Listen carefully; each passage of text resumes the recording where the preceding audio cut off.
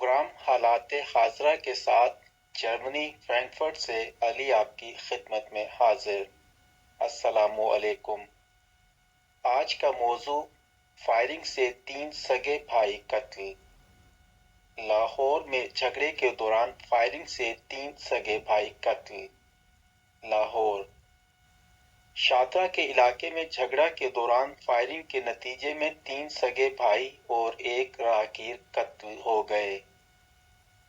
Police حکام کے مطابق جہانگیر پارک میں محلے داروں میں معمولی جھگڑے کے دوران ایک گروہ کی جانب سے فائرنگ کر دی گئی، جس کے نتیجے میں طاہر نامی شخص موقع پر ہی دم توڑ گیا، جبکہ اس کے بھائی 40 سالہ حافظ ذیشان، 35 سالہ مسعود اور ایک راہگیر 55 سالہ اصغر علی جان بحق ہو گئے۔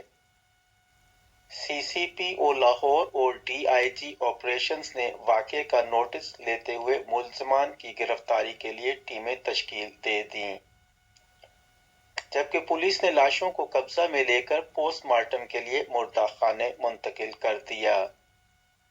پولیس کے مطابق 40 سالہ ذیشان کو پیٹ میں اور 35 سالہ مقصود کو سینے میں گولی لگی، جبکہ طاہر کو سر میں گولی لگی اور موت کا سبب بنی۔